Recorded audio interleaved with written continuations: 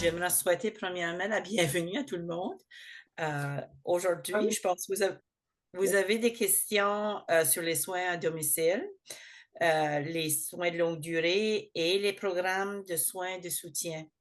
En partenariat avec Santé Nouvelle-Écosse, le regroupement des aînés Nouvelle-Écosse et la Fédération des femmes acadiennes de la Nouvelle-Écosse, le réseau Santé organise un atelier virtuel aujourd'hui pour mieux comprendre et naviguer la vaste gamme de services offerts par l'équipe des soins continus en Nouvelle-Écosse.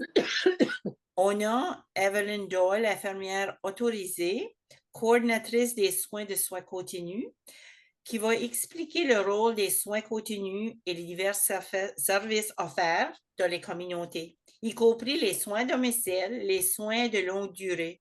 Puis, s'il vous plaît, si je vais déchire la prononciation de ceci, l'oxygénothérapie à domicile. C'est difficile à dire ça.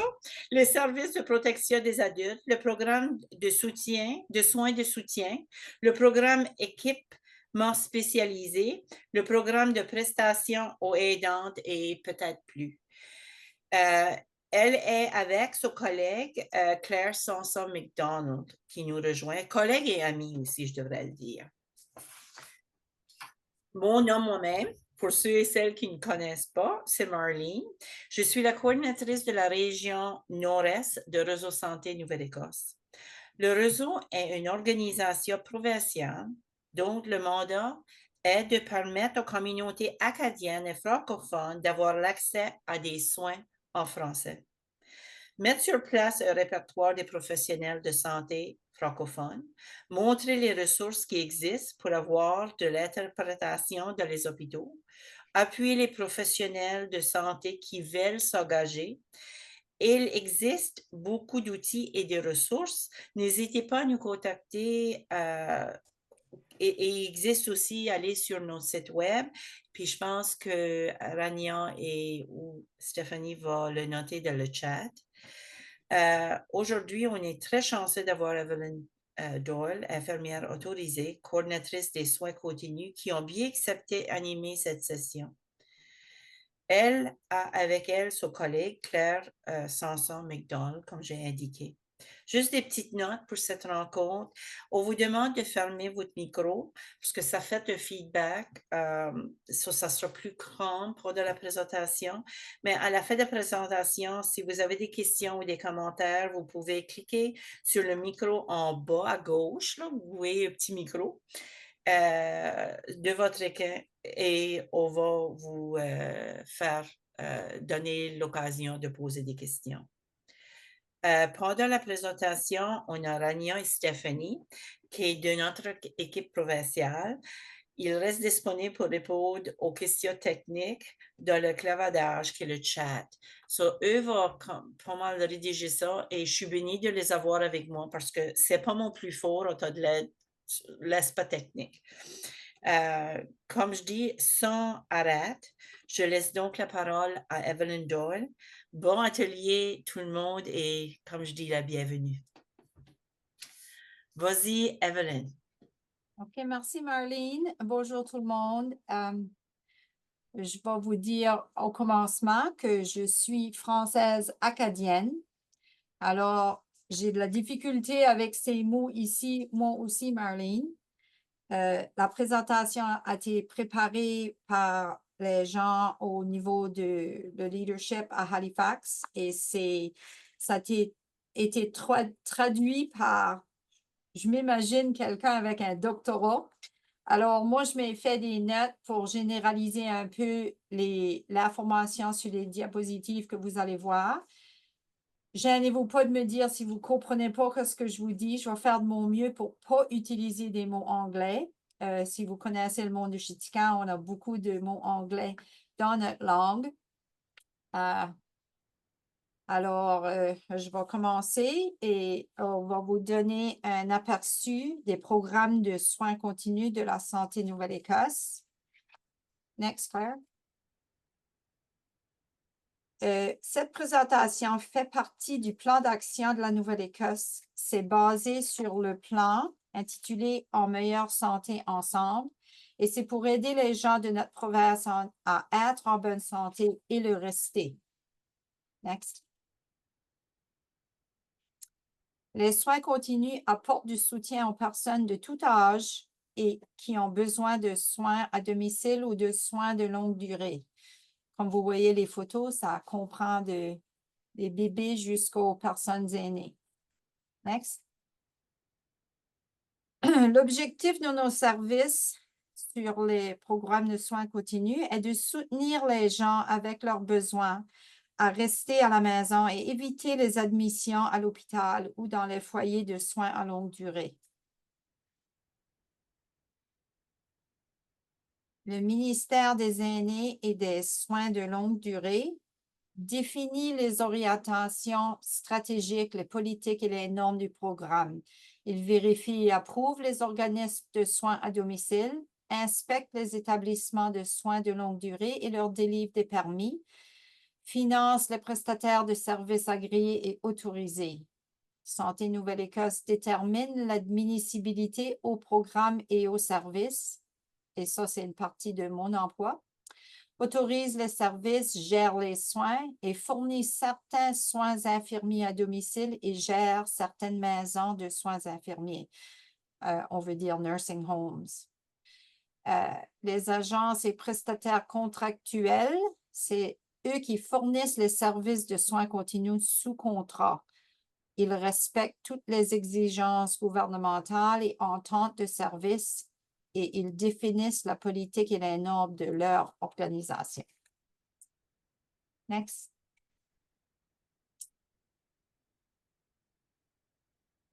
Pour nous joindre, on appelle le numéro sans frais que vous voyez sur l'écran. Le processus en général est qu'on fait contact en appelant ce numéro. On découvre les besoins des personnes et ensemble, on devise un plan avec les services nécessaires. Next. So, les gens peuvent se faire contact en composant ce numéro n'importe où dans la province. I think you went ahead. Yes. Vous laissez un message avec votre numéro de téléphone où on peut vous rejoindre. Quelqu'un va vous rappeler et prendra les informations nécessaires. Il est important d'avoir la carte santé pour cet appel.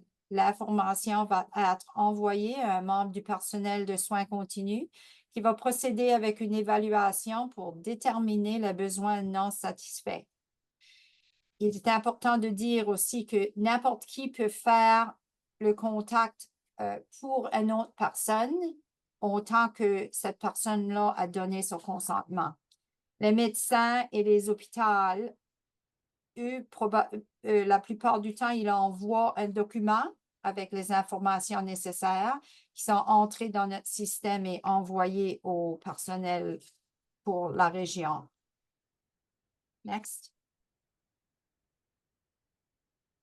Durant l'évaluation qui détermine les besoins, les membres du personnel des soins continus vont déterminer l'admissibilité au programme et services. On travaille avec les personnes, avec les familles ou les proches aidants pour diviser un plan de service qui va donner du soutien. On gère ce plan, gardant une communication permanente avec nos clients et leurs proches. Next. Quand la situation des personnes change, une réévaluation est complétée pour ajuster le service. On est des personnes humaines, tout ne reste pas comme c'est d'une journée à l'autre ou d'une année à l'autre, on effectue des changes. Next. Les gens qui sont nos clients sont impliqués dans le processus avec leurs proches. On fait ceci pour suivre l'approche de soins centrés sur la personne. Les personnes sont toujours au milieu de ça. On suit la philosophie de chez soi d'abord. Ceci est pour aider les personnes à être capables de retourner chez eux et y rester aussi longtemps que possible. Je pense qu'il y a des vidéos qui sont disponibles, on ne les montre pas aujourd'hui, mais j'ai déjà fait partie d'une vidéo qui déterminait ceci, d'abord chez soi d'abord. Et c'était pour dire que on donne on donne le choix aux personnes qui sont hospitalisées de se retourner à la maison.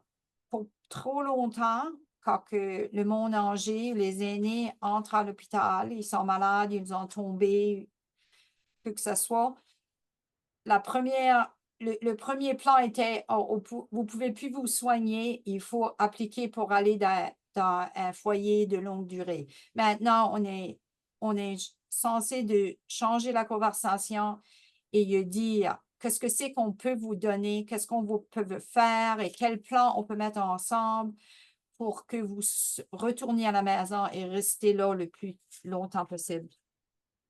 On suit cette philosophie pour qu'ils restent à la maison aussi longtemps que possible. Et, next, Claire. Il est important qu'on comprenne que le fait d'être chez soi peut avoir un impact positif sur le bien-être physique et psychologique. Les gens veulent vivre chez eux et c'est prouvé que les gens se rétablissent mieux à la maison. C'est aussi le meilleur endroit pour prendre des décisions à long terme. En faisant ceci, les ressources de services de santé sont bien utilisées aussi. Next. Chaque personne a des besoins différents qui changent au fur et à mesure. Il existe une variété de services qui fournissent les soins là où les gens vivent. Ce n'est pas nécessairement la maison, ça peut être un autre établissement et il y a des services pour ces endroits aussi. Next. Les services de soins à domicile ont pour but d'aider les personnes à prendre soin d'elles-mêmes. Ces services s'ajoutent sans remplacer l'aide déjà en place par les proches.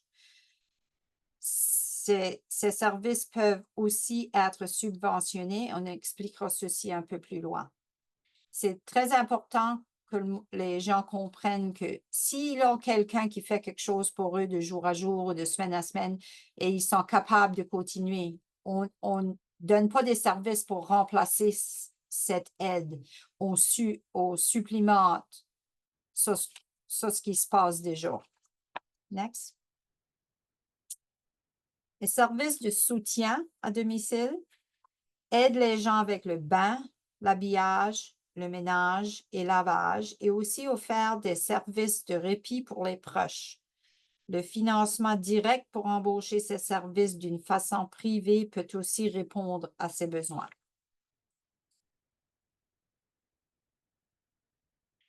Les services de soins infirmiers sont fournis par des infirmières autorisées et infirmières auxiliaires autorisées.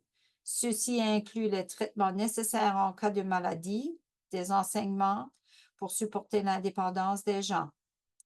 Ces services sont plus souvent temporaires, mais elles peuvent être aussi des services à long terme qu'ils sont nécessaires pour garder les gens à la maison. Un exemple, c'est on aide quelqu'un avec les médicaments. Parfois, on peut lui donner ce qu'on appelle des blister packs, puis qu'ils s'entendent bien tout seuls. Et parfois, ça ne marche pas. Quand que les gens ont des problèmes de mémoire, alors les infirmières peuvent préparer les médicaments dans une petite bloc, là, on appelle ça une dosette. Puis c'est plus facile à suivre et il y a quelqu'un qui soigne que ça est bien fait. OK, ça c'est les services de soins à domicile. Avez-vous des questions? Merci Evelyne. Donc, on a ici donc Sonia Lausier demande si lors du premier appel, il est possible de laisser un message en français. Je suis pas sûre. I don't know, Claire. I don't think. Yeah, there's nobody at intake that speaks French, is there? Okay. No, So it may vary. Excuse my English. Again, my français, grade primary, it would, it may be different depending upon the region that you're calling in, but I can tell you in our region, in Eastern Zone, your voicemail message would be returned in English. If there was a communication barrier because of that, we certainly would get your name and phone number, and I would think that the intake team would be reaching out to obtain either a French-speaking staff person, or we would obtain services from the translation services under Nova Scotia Health Authority. We would make every effort to service you in your language of choice. Does that help? Une fois que je suis demandé cette question-là par les gens de ma région, je dis tout le temps que s'ils ne sont pas capables de le faire en anglais, s'ils ont quelqu'un qui peut le faire pour eux, et je ne suis pas supposée de le faire, mais je le fais pour eux moi-même des fois, pour que ça soit plus facile. Merci. Oui, merci. Et puis Evelyne, Oui. c'est Janine ici de Petit de Gras. Je voyais dans la description là, des soins continus chez soi d'abord, les Oui. 2 vidéos suggérées, c'était écrit entre parenthèses en anglais. Sais-tu s'il y a un travail qui est commencé pour en faire la traduction? Oui, moi, il y avait un travail qui a été fait à Chétican avec une famille, puis moi, j'étais partie de cette vidéo-là, mais je ne peux pas vous dire ce qui en est arrivé. Ça fait plusieurs années, et on avait fait un rendez-vous avec une famille à la maison, et on avait les personnes qui faisaient le vidéo. Moi, j'avais parlé, la femme de l'homme qui était notre client avait parlé, puis c'était supposé d'être, je pense que c'était sur YouTube at one point, c'était supposé d'être disponible pour la langue française, mais je ne peux pas vous dire si ça a été complété. Bien, là, dans ta présentation, c'est toujours marqué en anglais. En anglais, oui, oui. Ça, puis ça, c'est comme je vous dis, ça a été fait à Halifax, là. So, ces vidéos-là, c'est pour décrire les services, c'est comme un aperçu de ce qu'on donne. Puis, le but d'en avoir une en français, ça a été discuté, puis c'est comme je vous dis, moi, j'ai fait partie de cette vidéo-là, mais à un moment donné, j'ai aucune idée où ce que ça a été. Est-ce qu'il y a possibilité qu'on fasse la demande, que le ministère de la Santé en fasse la traduction tout de suite après les élections? We Ouais, can bring it back. Ouais, on peut faire la demande, oui. Yeah, we have no control over that, but I understand your point. Claire, Claire, do you know what happened to that video that I was part of? No, I'm gonna write it down though, and it's a fair point. I'm taking a note and we'll, And it was like to put out the thing about home first philosophy. yes, because And we it got was a in grant French. for that, so Yeah. I'm gonna ask the question. I have it written down. Mhm. Marlene, peut-être que tu connais la personne avec qui on avait travaillé, c'était Maristella Doucet. Oui, non, c'est Oui. bien, Claire, if you can give me a follow-up on that as well, and I can at least relay that message to this group. Once we Yep. know if it's even something, a possibility that can be done. I will, I may not hear back, Marlene, but I certainly will convey that concern. Thank you so much, and we can do our part in this end as well. Yeah, okay.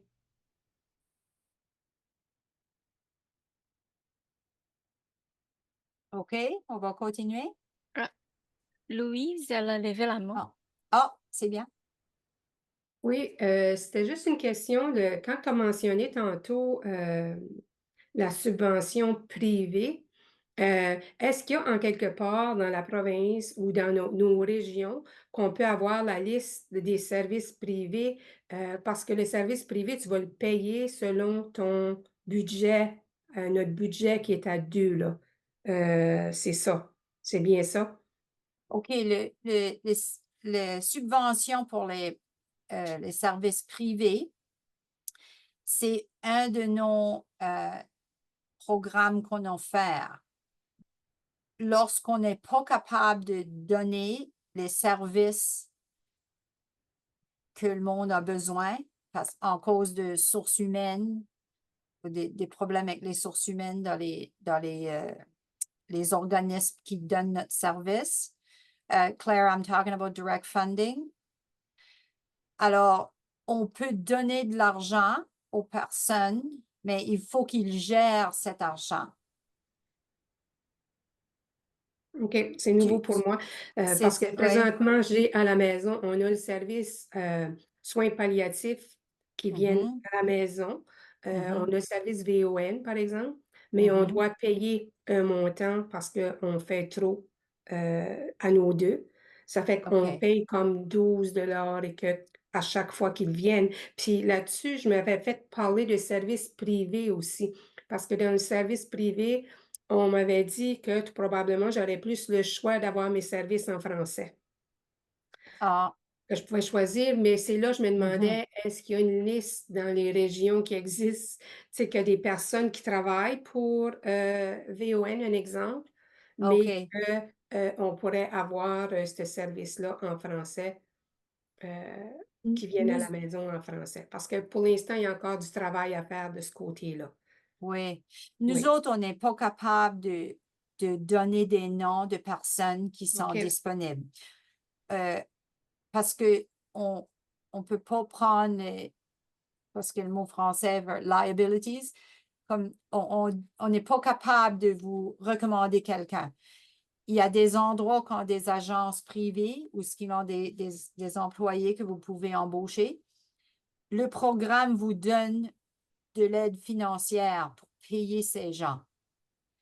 Mais les clients ont besoin de faire l'embauchement eux-mêmes, l'embauchage. Oui, ça, je connais ça, oui, je connaissais ça. C'est OK. juste que je me posais la question pour le privé. Quand tu as parlé de subventions privées, Oui, j'avais je un point pense que d'interrogation. subvention privée, c'était ça c'était sur ce OK. programme ici que vous voulez dire.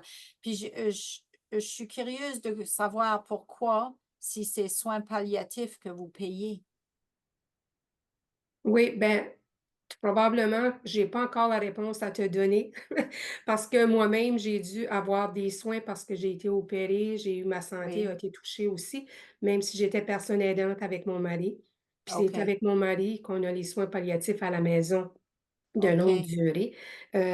Puis ça a changé. On avait le docteur Philip Cooper, puis là, depuis c'est vous autres, c'est dans le sud, il est rendu dans le sud de la province maintenant. Mais c'est ça, j'ai pas entendu parler de cette dame-là qui l'a remplacée. Elle nous a pas rendu visite encore et tout. Probablement que ça va être à venir éventuellement, mais on a encore un processus à faire de ce côté-là. OK. Mmh. Merci, Louise. On va continuer, si c'est possible, parce qu'on veut garder au moins à l'heure de notre session pour nous assurer que Evelyn a une chance de tout mettre ensemble. Si par contre que tu as besoin de plus de renseignements, Louise, on sera contente de faire le lien avec une personne de soins continus pour répondre à tes questions. Merci. OK, next, Claire. OK. Ces positions de ergothérapie et de physiothérapie font partie des soins continus dans la région centre seulement. Dans les autres régions de la province, on a accès à ces services comme des membres de l'équipe de santé.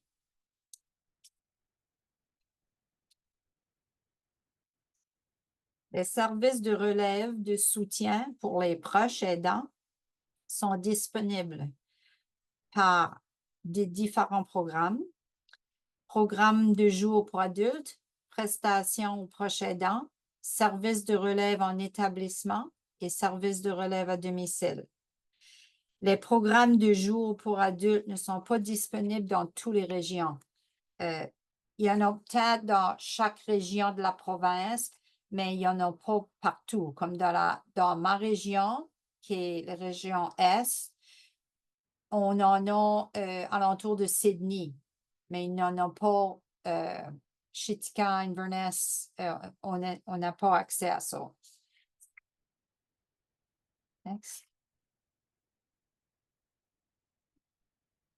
Sur les programmes de jour pour adultes, ces programmes offrent les services nécessaires pour les gens durant les heures dont ils sont à ces endroits. Ils donnent de l'aide personnelle et supervision, par exemple, et ceux-ci sont financés de différentes ressources à travers la province. Vous pouvez consulter le site web qu'on montre sur l'écran, Caregivers Nova Scotia, caregiversns.org pour plus d'informations.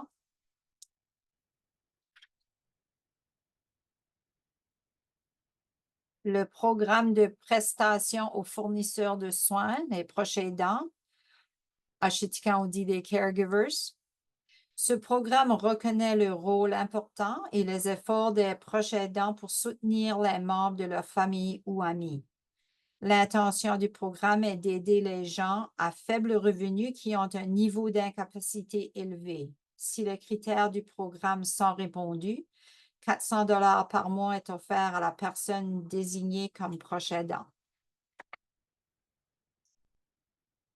Next. Services de relève. Les services de relève à domicile sont offerts aux personnes qui aident ou soignent les gens qui ont besoin de quelqu'un 24 heures sur 24. Ceci leur offre du repos et soulagement pour qu'ils soient capables de continuer. Next. On offre aussi des équipements et matériels de santé ainsi que l'aide financière pour les coûts. On va vous donner un aperçu sur chaque programme. Next. OK, le système d'alerte personnelle. Ce programme offre de l'aide financière pour aider à payer pour un système d'alerte personnelle aux gens de 65 ans et plus et aussi aux personnes de 19 à 64 ans qui ont une lésion cérébrale acquise. So, on dit acquired brain injury. Les gens payent les factures et sont remboursés jusqu'à 480 $ par année. Et dans ce programme ici aussi, il y a des critères qu'il faut que les personnes rencontrent. Et 480, je pense, ne paye pas tous les coûts, mais pour un système de base, là, ça paye une grosse partie. Next. Oxygénothérapie, Marlene. Ça, c'est pour les gens qui ont besoin de l'oxygène pour vivre de jour à jour. Un pneumologue donne l'ordonnance qui détermine l'admissibilité à ce programme. Les gens l'admissibilité médicale. Les gens choisissent le fournisseur d'équipement et ceci leur est livré à la maison.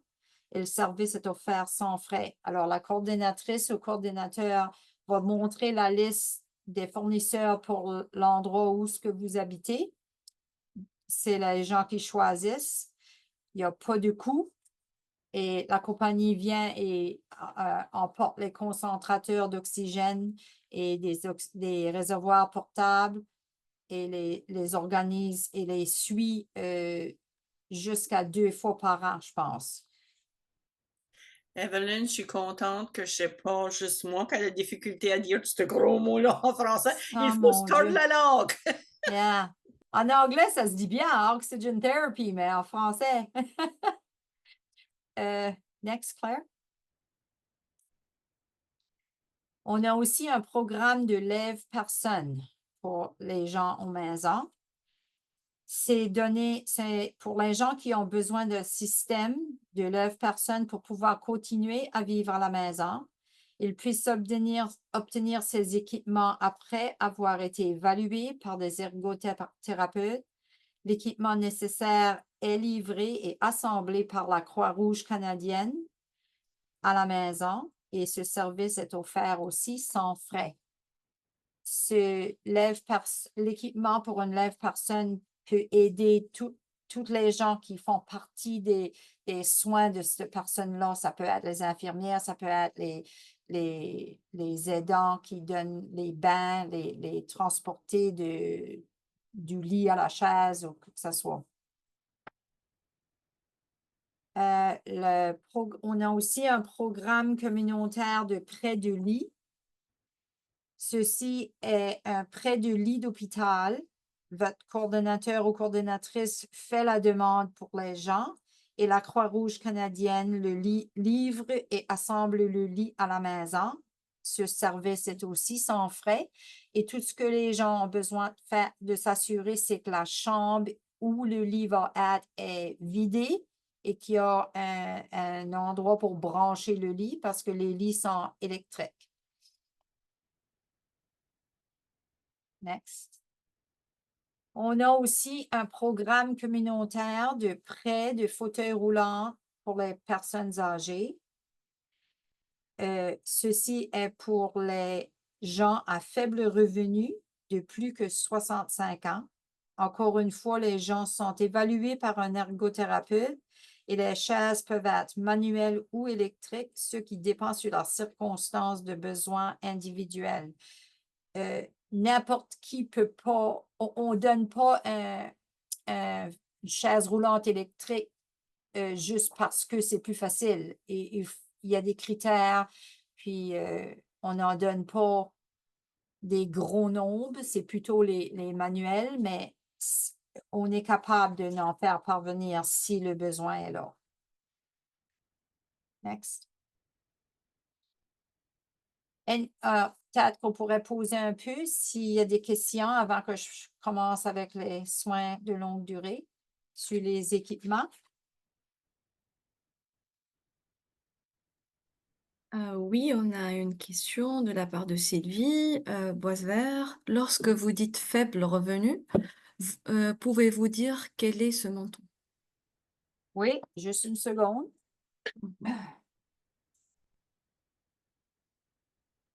So, Claire's wheelchairs and stuff, it's all category A, right? Yeah, we. Oui, oui. OK, so, les faibles revenus,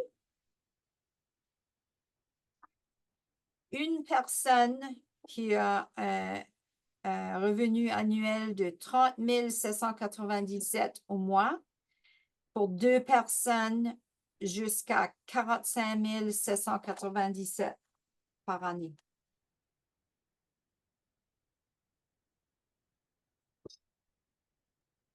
Mais c'est même pas le double. Non. Ça approche même pas le double. Oui, je sais. Mais Mais 45 000, c'est le seuil de la pauvreté, ça, pour deux personnes pratiquement. Oui, je désagrège pas Alors, avec il ne vous doit autres. pas y avoir beaucoup de gens qui se qualifient, de couples qui se qualifient de nos jours. C'est regrettable. Oui, je comprends. Les montants sont revus. C'est tout revué. Les dernières qu'on a eues, c'est de cette année, janvier 2024. Those income ranges are set by the Department of Seniors and Long-Term Care. We don't know how they come up with them.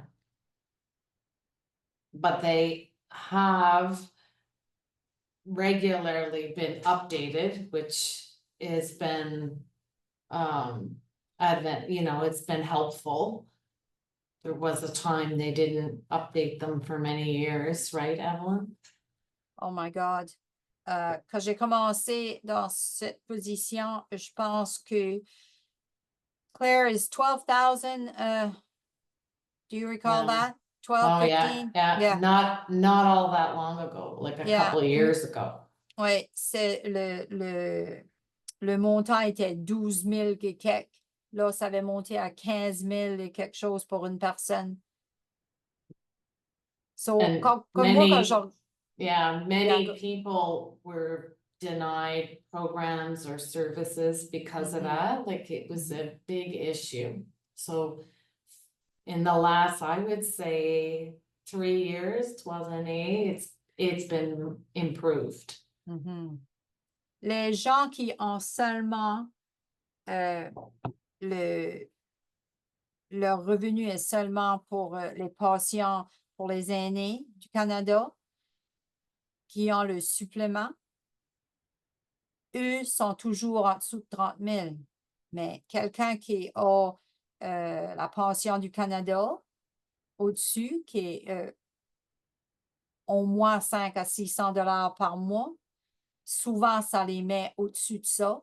Ou s'ils ont une pension de leur emploi, c'est sûr que ça les dépasse. Puis c'est pas des gros montants, c'est comme tu dis, là, c'est proche de la pauvreté.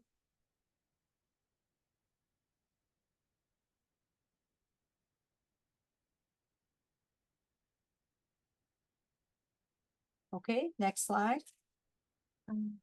Pardon, juste une autre Oh, question. ça, je m'excuse. Je m'excuse. Donc, une autre question qui vient d'arriver de la part de Joanne Connor. Concernant le financement des soins directs, je suis curieuse de savoir si les aides familiaux doivent enregistrer une entreprise, juste, ouais, voilà, pour embaucher des personnes à titre privé, pour couvrir les coûts de l'employé, l'assurance et faire leur démarche auprès de l'ARC en tant qu'employeur. Ça, c'est laissé aux gens. Si vous embauchez quelqu'un, Claire, we're talking direct funding, Yeah. and did you get that? Like if they have to do like a business? That's what she Yeah. says. Yeah. So c'est laissé à la personne. Si la personne que vous embauchez demande pour ça, vous êtes peut-être obligé de le faire. Mais si les gens qui travaillent pour vous sont corrects avec seulement être payés pour les heures de service, c'est pas nécessaire.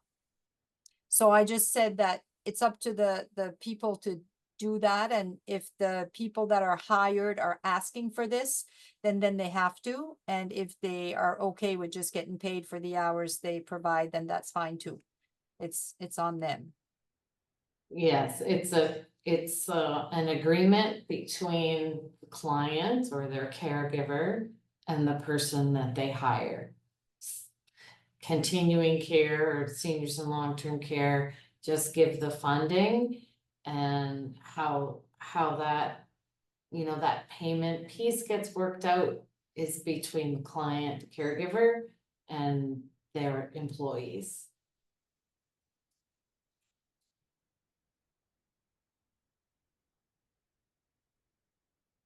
On a-t-il répondu à ta question? Oui, merci. OK. Merci. Une autre question de la part de Sylvie Boisvert. Si on ne se classe pas à faible revenu, est-ce que les services peuvent être obtenus en payant ou si on doit trouver les services par nous-mêmes? Vous parlez des services de soins à domicile ou les équipements?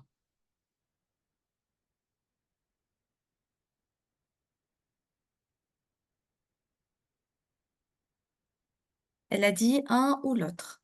OK. Les services de soins à domicile, oui, les gens payent s'ils sont au-dessus les montants que j'ai présentés. Puis pour les équipements, ils ne sont pas on n'est pas disponible à leur donner. Claire, are people able to get the equipment if they're in income higher than A at all? No. Non. Non. So pour les équipements, c'est non. Mais pour les soins à domicile, oui, le monde peut avoir les services. On vous charge. Comme Parfait. c'est qui ce qu'avait dit Louise, je pense, 12,45 par heure de service à un maximum. Nous autres, on a une table où ce qu'on suit, on met le revenu dans les parenthèses où ce que ça appartient, puis on peut vous dire ce qu'est le montant que vous allez payer. Parfait, merci. Program, the equipment programs, with the exception of the hospital bed and the lift program, are designed for low-income residents of Nova Scotia. Mhm. Oui, les lits, ça dérange pas ce qu'est le revenu. Ouais. N'importe qui peut avoir un lit et c'est sans frais.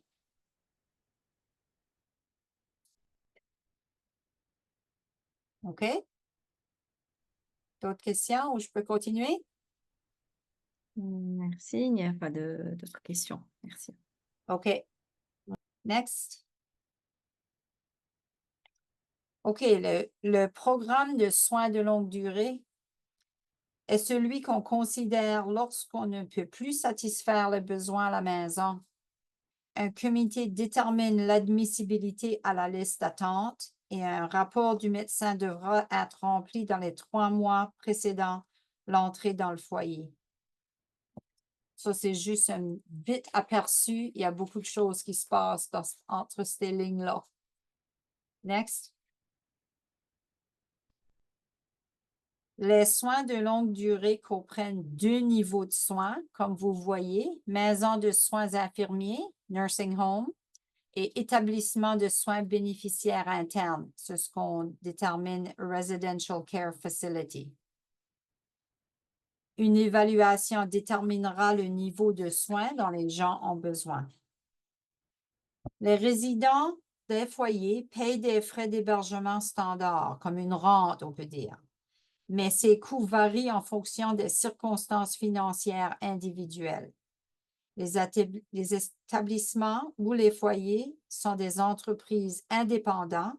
Il y en a à but lucratif, à but non lucratif et appartenant à Santé Nouvelle-Écosse ou municipalité. Next. Les gens qui attendent leur place à la maison attendent pour leur place de choix. Les gens qui attendent dans un hôpital doivent accepter la première place disponible dans un rayon de 100 km de la communauté de leur choix. Alors, quand on fait application pour être placé dans un foyer à longue durée, on doit dire quelle est la communauté on veut être dedans et quelle est la facilité qu'on veut, l'établissement de choix. Il y a beaucoup d'endroits qu'il y en a seulement un, comme à Chétican, si le monde vit à Chétican et c'est le foyer Perfizette. Mais si tu es en ville, il y en a beaucoup. Puis tu peux choisir ta communauté n'importe où dans la province. Et si tu habites à Yarmouth, mais tu as une fille ou un garçon qui reste à New Glasgow, puis tu voudrais être proche d'eux, ben, tu demandes pour que ta communauté de choix soit New Glasgow et tu choisis un établissement dans cette ville-là. Next. Si une force, on vous informe qu'il y a une disponibilité d'une place d'un soin de longue durée, vous pouvez accepter ou refuser. Si une offre est refusée à la maison, il faut attendre 3 mois pour réappliquer, à moins que la situation change au point que la personne n'est plus capable de rester à la maison. Alors, si vous êtes à la maison en frais d'attendre, puis votre place de choix est disponible pour vous, puis vous le refusez, on enlève votre nom sur la liste, puis il faut attendre 3 mois, 12 semaines avant de réappliquer.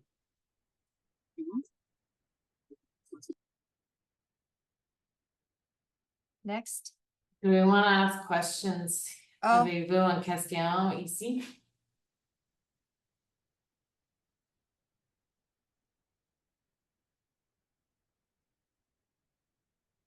No?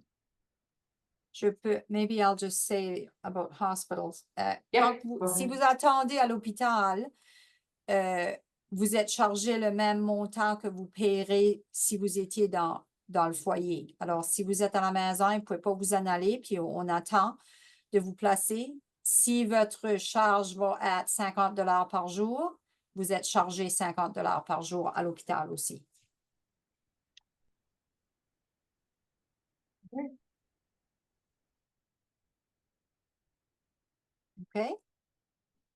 OK, un autre programme est l'équipe de santé comportementale.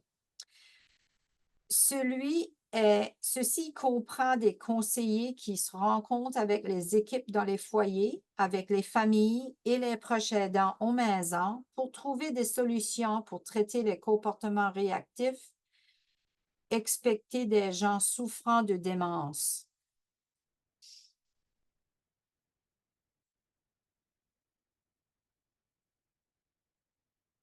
On a aussi des services d'interprètes. Ceci est pour soutenir les gens de notre province qui ne sont pas capables de se dérouler dans la langue anglaise. Le site web est sur la diapositive. Vous pouvez voir, c'est l'endroit où que vous pouvez aller pour voir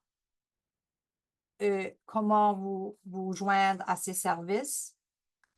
Et je pense qu'on a, Claire, we have a lot of different language available, right? Support for Yes. languages, and yeah. Il y a de toutes sortes. Indefinite languages. Yeah. Les coordinatrices ont aussi accès à un téléphone, une ligne de téléphone qu'on appelle, puis on peut demander pour la langue qu'on veut. Par exemple, si moi je vais aller visiter, on a maintenant beaucoup de monde des Indes et des Philippines à Chitika. Puis s'ils ne pouvaient pas parler anglais ou français, je peux faire contact, puis eux, ils prennent le téléphone, puis moi je demande les questions. Puis la personne qui est là pour les aider va me donner l'information que eux m'ont répondu.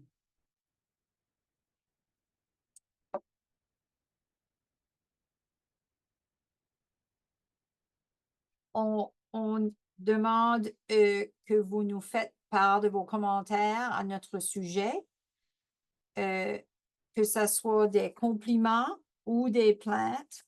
Ça nous aide à améliorer les services de santé que nous fournissons.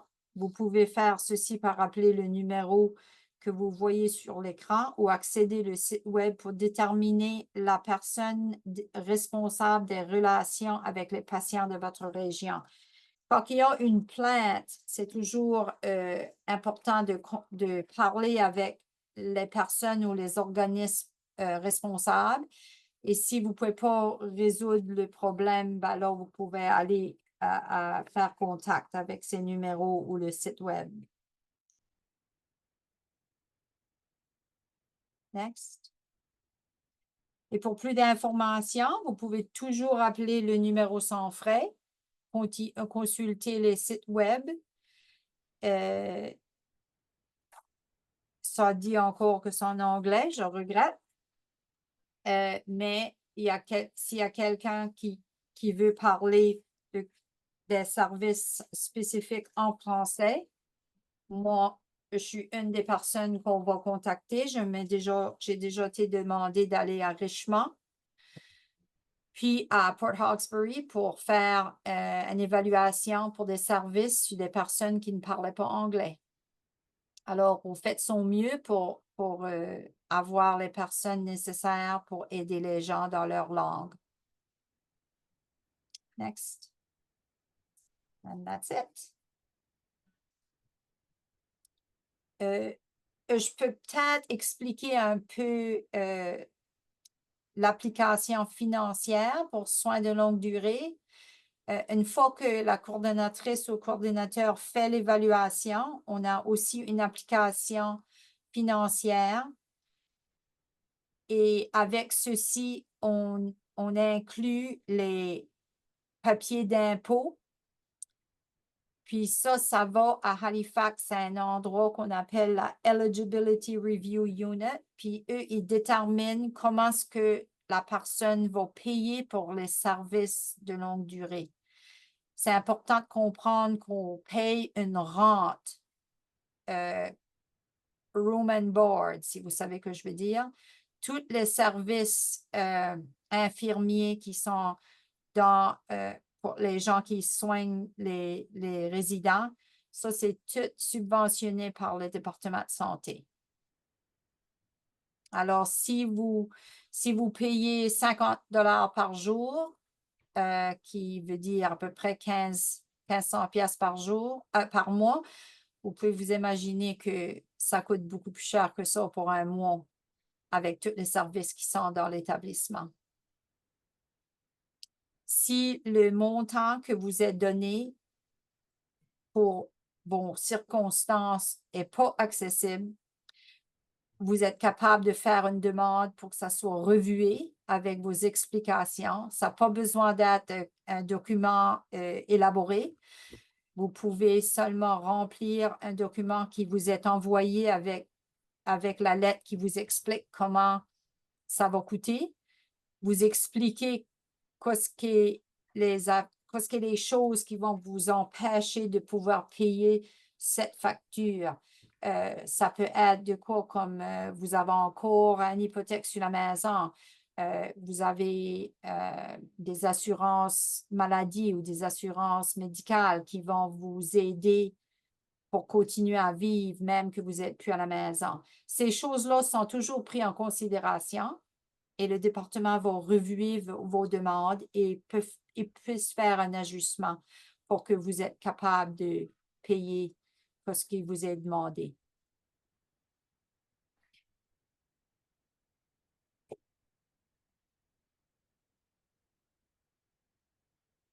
Si je comprends, Evelyn, ça veut dire que l'assessment est fait dépendant des circonstances que vous êtes dedans.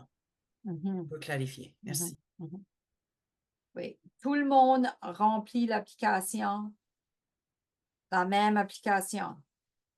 Les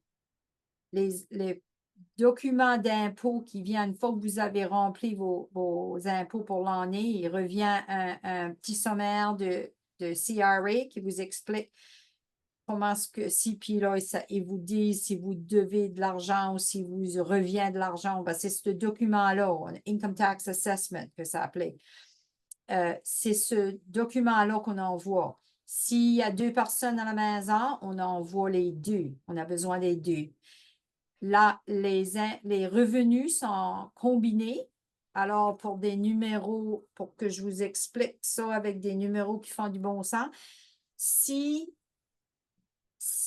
la revenu de la maison est 100 000 $, 60 000 $ reste avec la personne qui reste à la maison. 40 000 est appliqué à la personne qui va aux soins de longue durée. 85 % de ce 40 000 est pris pour les coûts. Il faut que les personnes soient laissées avec, je pense que maintenant, c'est comme 355. Claire, is the minimum retained income around 350, 360 per month right now? It wait, no. might be wait a second, I have that No, here. I have it here too. Oh, do you? Yeah, 355 par mois. Alors, si 85 % de votre revenu vous laisse pas 355 $ par mois, ils peuvent pas aller plus loin que ça. Comprenez-vous ce que je veux dire? Si votre revenu par mois était 1 000 $, 85 % c'est 850. Ils ne peuvent pas prendre 850. Il faut qu'ils vous laissent 355. Ils peuvent juste taper dans le 650. Ça fait du bon sens? Ouais.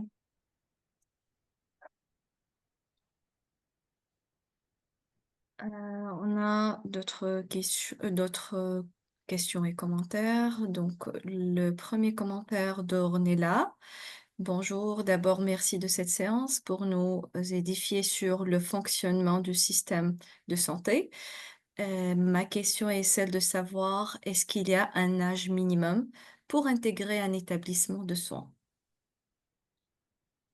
No, no minimum age for admission to long-term care. Non, l'admission est basée seulement sur la circonstance de la personne, les difficultés pour se prendre soin. On a besoin de démontrer ma position. J'ai besoin de démontrer au comité que la personne serait mieux servie dans un établissement de longue durée. Faut qu'ils soient saufs, s'ils ne sont plus saufs à la maison, si on peut démontrer qu'il y a eu des choses qui ont arrivé qui les ont mis en danger.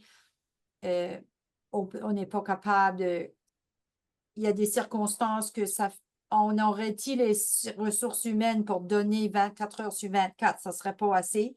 Des choses comme ça. C'est une partie de ma responsabilité quand je fais application. Alors, ça peut être quelqu'un qui a 25 ans avec multiple sclerosis qui est très avancé puis qui ne peut pas se soigner toute seule, même avec de l'aide.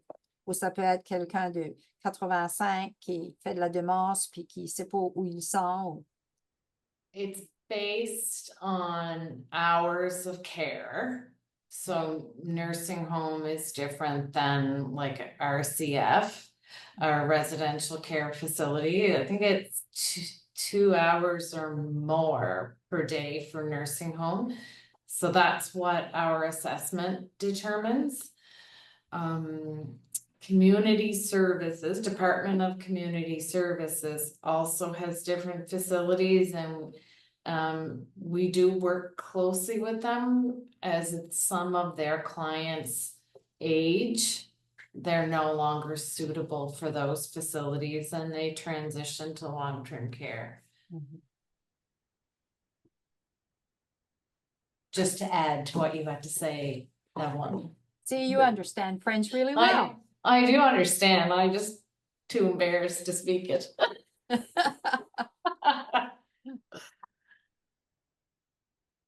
Donc, un autre commentaire de la part de Marie-France.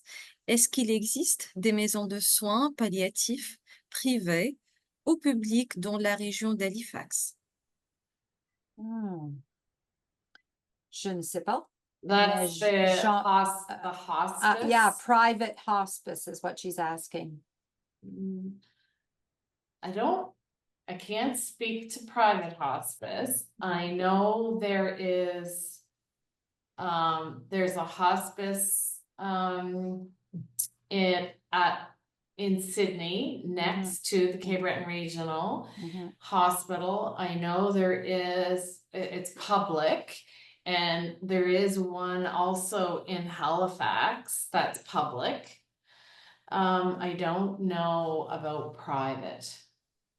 Non, moi non plus, je peux pas dire que je connais. And for the public ones, there are criteria. And again, we have had clients who have gone there. A lot of people want to be in their communities surrounded by their family at those times. So it's not necessarily accessible to everybody, but there are some in the province.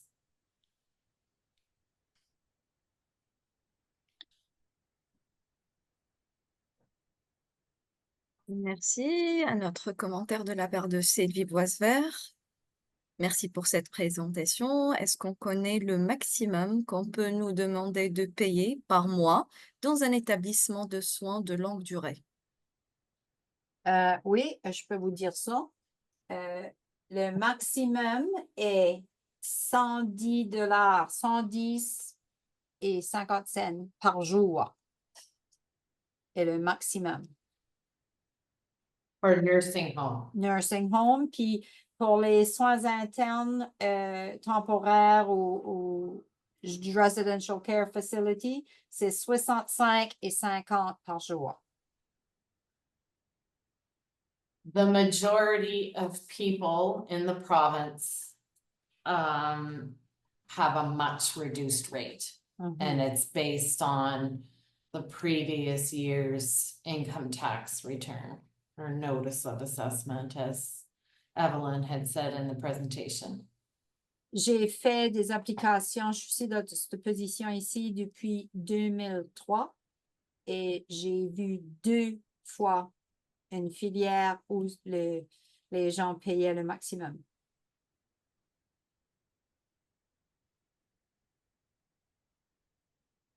Merci. Un autre commentaire de la part de Lucien Comou. Où est-ce qu'on trouve le langage line, le lien? Language line. Ah, OK. Veux-tu dire le site web? Oui, elle veut le lien. Le lien. OK. Claire, do you want to go back on the slides? We're looking for the language line. Est-ce Oh, qu'on- okay. Are Yeah. you able to type it into the chat maybe? This here? Yes. Oh, Yes. gosh. No, I don't think I can. Can you copy and paste it? No? It doesn't seem to want to let me. No. We Yeah. can, I can do that. I did that for the others. Okay. Oh. Oui, Just a s'il vous- second, please. Yeah. S'il vous plaît, oui. not working for me. It's good to have technical experts. Oh, wait. Here we go. Oh, that's the internet. No, that won't work. This might only be available or accessible to Nova Scotia Health employees. Yeah, the line itself, like the telephone line. I think But- you're right. But That's 'cause- even this website is the internet, so it's a service that's eligible to, say, Evelyn and I, not to the general public.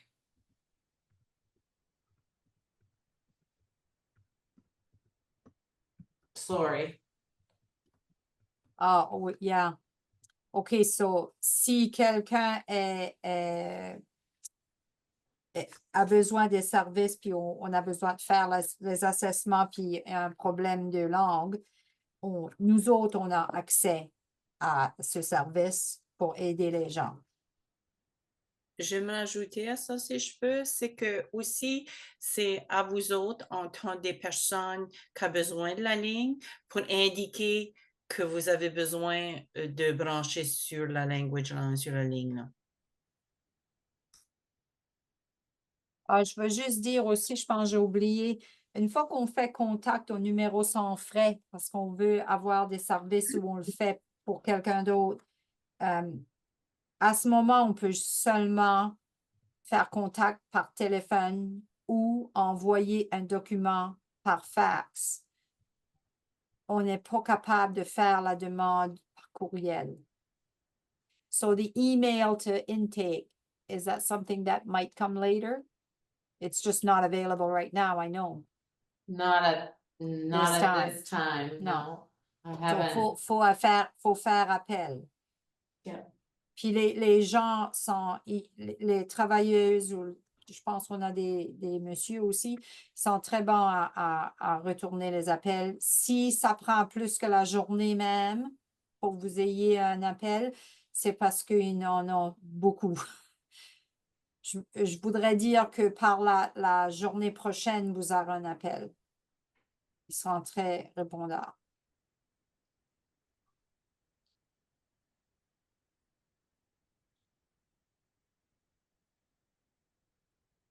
Un autre commentaire de la part de Louise. Y a-t-il un projet pour avoir un établissement de soins de longue durée pour les Acadiens et les francophones?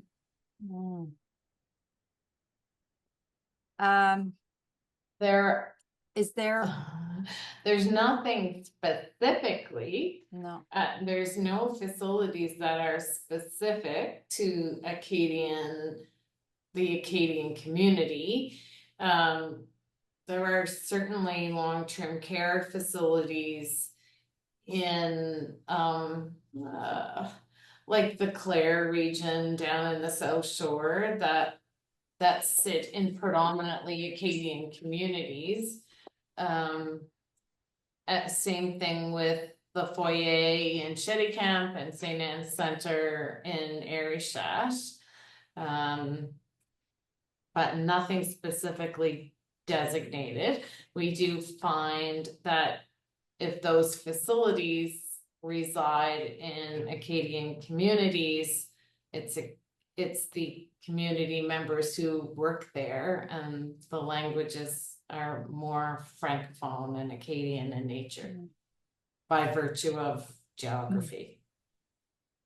Si on fait application pour une personne qui n'est pas capable de fonctionner dans la langue anglaise, on fait la demande pour une exception que la personne est seulement placée sur la liste d'attente pour l'endroit où elle va pouvoir être servie en français. So, par exemple, à la maison, si tu attends à la maison, tu vas juste aller où tu veux aller parce que tu n'occupes pas un lit d'hôpital, ça ne dérange personne dans le système. Si tu es à l'hôpital et tu ne peux pas retourner chez vous, on dit qu'il faut que tu acceptes un placement d'un environ de 100 km à ta place de choix. Mais si tu ne peux pas communiquer tes besoins en anglais, moi, comme coordonnatrice, je fais la demande pour l'exception quand j'envoie l'application et je laisse savoir que la personne peut seulement être placée au foyer Père Fizette. Ça, c'est mon hôpital ici. Pour pas qu'il soit considéré pour aller à Bedeque, Inverness, Niels Harbor, parce que là, c'est tout anglais. So, ça arrive parfois. Il ne faut pas utiliser cette exception mal à propos. J'ai fait la demande quelques fois. Je me base aussi sur ce que les infirmières à l'hôpital me disent. On a des Anglaises qui travaillent ici. Puis, je demande toujours, est-ce que ça va bien quand vous donnez les soins? Avez-vous de la difficulté? La personne a-t-il de la difficulté? Puis parfois, ils vont me dire, je ne peux pas parler avec eux si la famille n'est pas là parce qu'ils ne me comprennent pas. Ça fait, surtout quand tu as quelqu'un qui fait de la demence, il faut qu'on soit leurs yeux et leurs oreilles. Parce que eux ne peuvent pas communiquer leurs besoins, que ce soit dans n'importe quelle langue. Alors, s'ils ne comprennent pas les mots qui sont utilisés autour d'eux, ça met l'affaire encore plus difficile.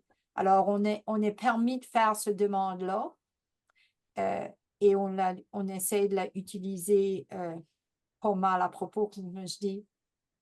Mais ça a arrivé dans mon endroit plusieurs fois et il n'y a pas de problème. Aussitôt que j'explique la situation, l'Office des placements les met sur la liste pour la facilité, l'établissement qui va pouvoir y parler français.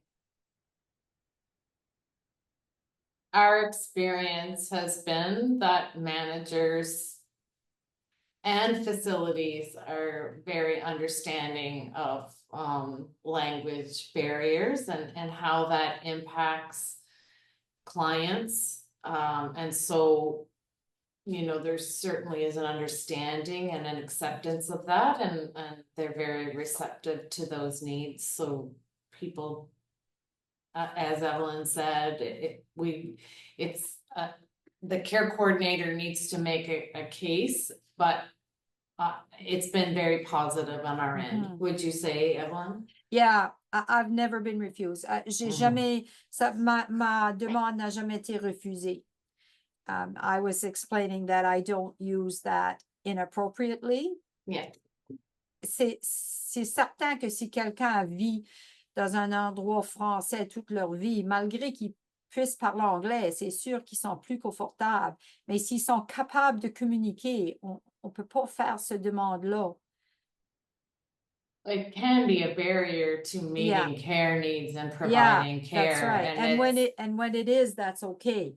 But if people can communicate, we try not to do that because si tu sais, you don't want to set a precedent, right? Tu veux pas, Well, we il want fait to be pour- able to use it when we c'est really ça, need quand it. c'est nécessaire.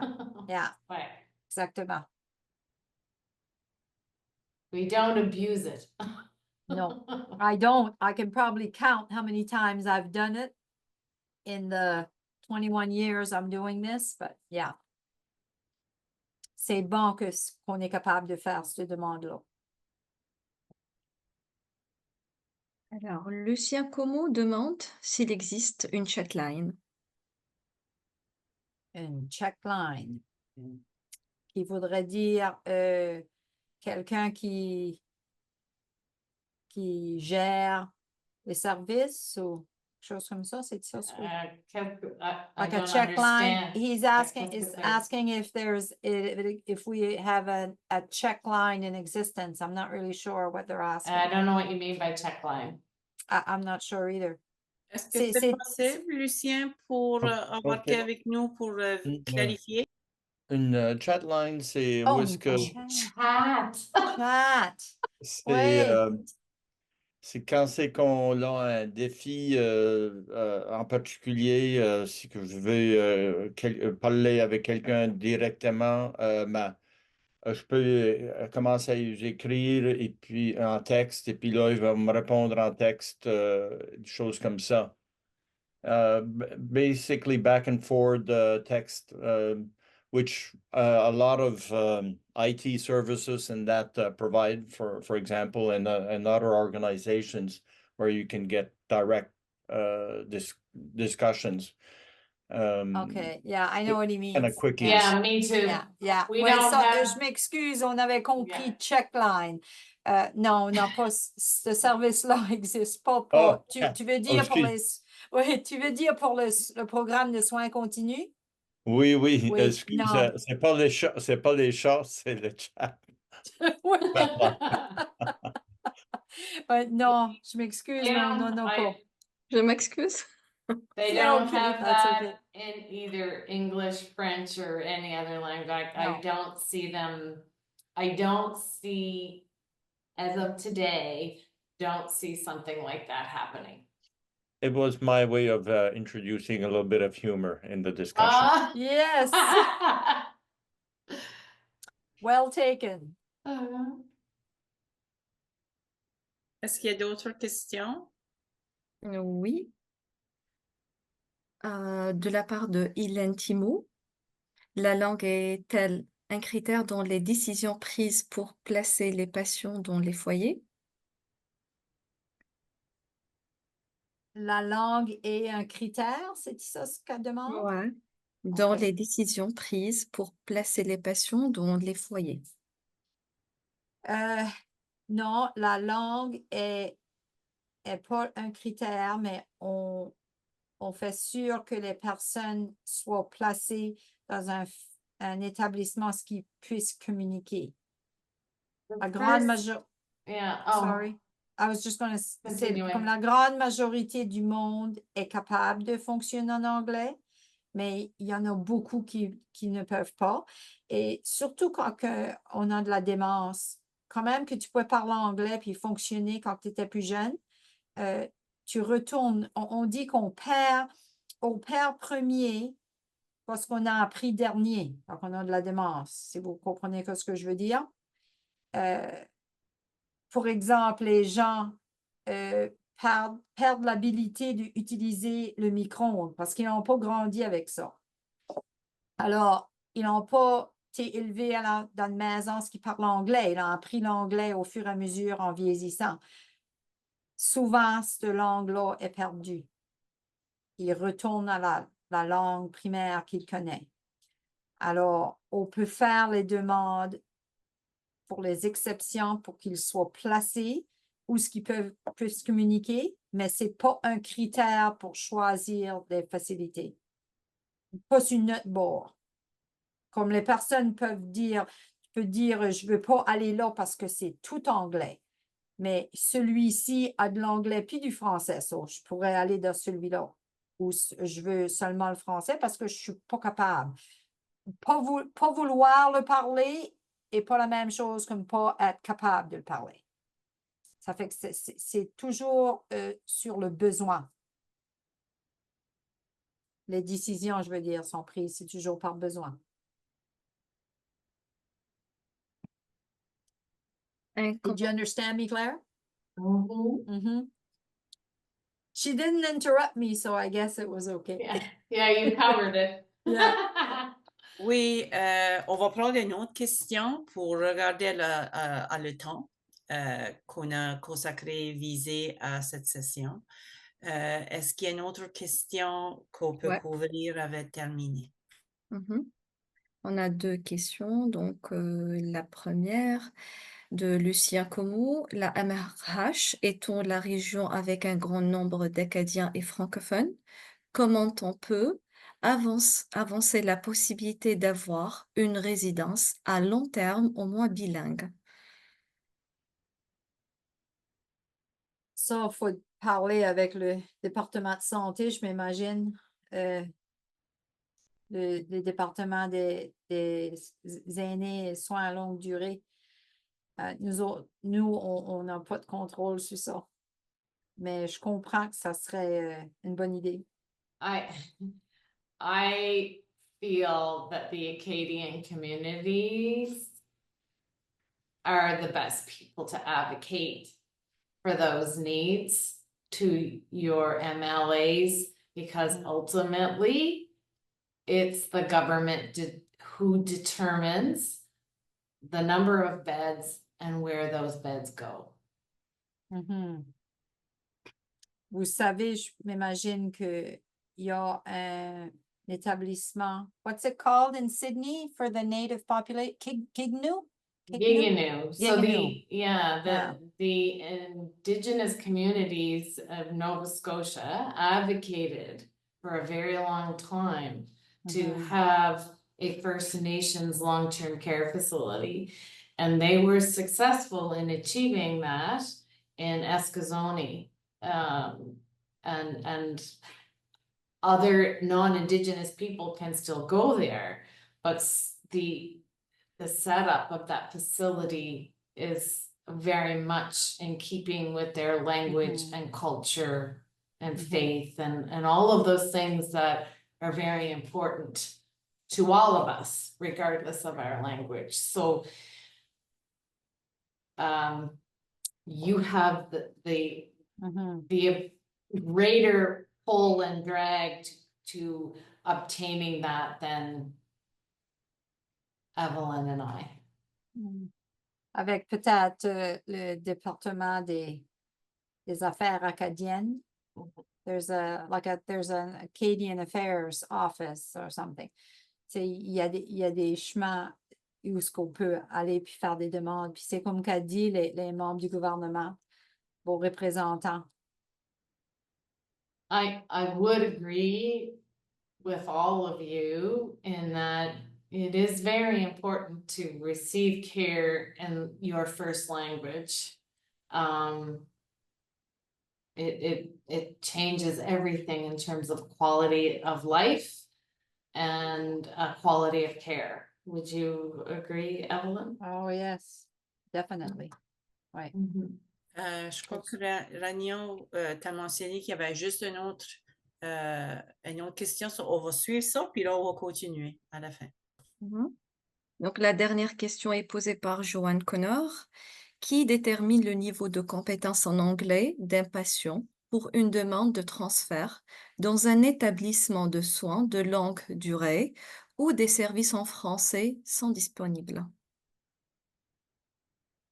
Présentement, il n'y a rien de formel. C'est seulement comme l'habilité de la personne à se faire comprendre ce qu'elle est demandée. Ça prend pas longtemps pour t'apercevoir si quelqu'un peut fonctionner, même avec pour communiquer leurs besoins de base. De quoi aussi simple comme j'ai soif, j'ai faim, j'ai besoin d'aller à la toilette.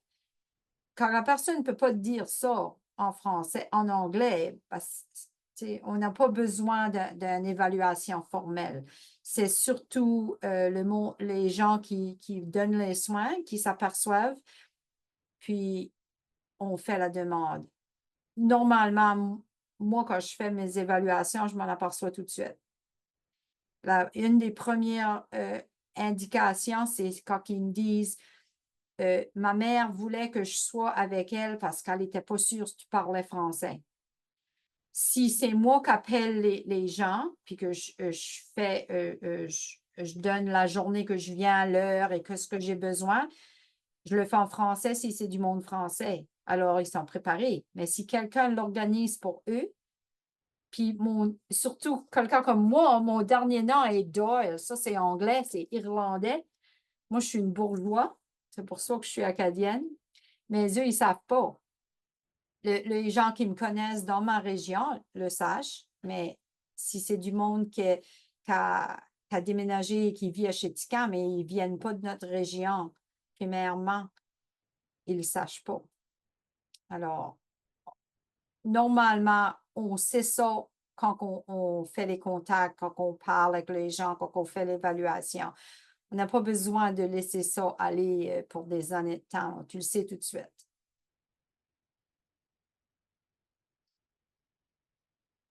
Merci beaucoup. Je me prends l'occasion de dire un grand merci. Ben, le temps passe vite quand c'est intéressant. Evelyn, félicitations. Tu as très bien fait ça. Claire, thank you for adding to this as well as giving extra information, and it's really appreciated. On espère que vous avez apprécié cette session comme moi. Je l'ai vraiment trouvée informative et j'ai trouvé que, comme je dis, Evelyn, merci pour le partager avec nous. À la suite de l'atelier, on va vous envoyer une évaluation. On vous demande si c'est possible de le remplir parce que nous autres, ça nous donne des outils à travers le réseau santé pour donner plus d'informations à la communauté à travers notre infolette, peut-être des sessions comme telles, comme aujourd'hui, avec l'appui des ressources de santé pour qu'on puisse avoir la bonne information disponible pour nous. Je tiens à remercier Rania et Stéphanie pour le support technique. C'était grandement apprécié. Evelyn and Claire, thank you for the presentation as well. J'aimerais noter aussi Pierre, qui est notre directeur général, pour son appui et la préparation pour cet atelier aussi. Malheureusement, il n'était pas disponible pour nous joindre, mais j'aimerais aussi indiquer le support de Joseph Muse, qui est une partie de notre équipe de communication à travers le réseau santé, qui a pu distribuer cette information ici, tous les contacts qui ont été faits pour assurer qu'on avait un beau groupe y participer à cet événement. Ce qui est important, c'est aussi, à travers l'évaluation, on va savoir qu'est-ce qui fonctionne mieux. Il y a une chose, j'aimerais indiquer qu'il y a des sites aussi qui ont pris des personnes. On indique qu'on a une vingtaine de personnes qui ont participé, mais je vais vérifier pour faire sûr s'il y en a d'autres, parce qu'il y en a qui ont été en groupe parce qu'ils ne se sentaient pas à l'aise de brancher sur le système même. C'est une chose que je veux vous informer qu'il y a peut-être plus qui ont participé, qu'on ne voit pas leur nom sur l'écran. J'aimerais que vous continuiez à suivre nos réseaux sociaux et à vous mettre, si c'est possible, sur l'infolette pour être courant les prochains ateliers. Puis ça, vous pouvez trouver ça sur notre website, sur notre site web, sur le site mêlé. 1000 fois encore, Evelyn, pour cette belle atelier. Merci à nos partenaires Santé Canada, la Régie de la santé Nouvelle-Écosse, que Evelyn et Claire sont partie d'eux, la Fédération des femmes acadiennes de la Nouvelle-Écosse et le regroupement des aînés de la Nouvelle-Écosse pour cet atelier. Puis j'aimerais dire, je vous souhaite une très belle journée, une belle longue fin de semaine qui vienne aussi. Et comme je dis, j'ai hâte de parler avec Claire et Evelyn pour juste faire un suivi de cette session aussi. Merci beaucoup pour votre support de la partie du réseau santé Nouvelle-Écosse et de moi-même, Marlene, et j'ai hâte qu'on a d'autres sessions comme ceci qui peuvent être partagées parmi vous. Merci. Bonne journée.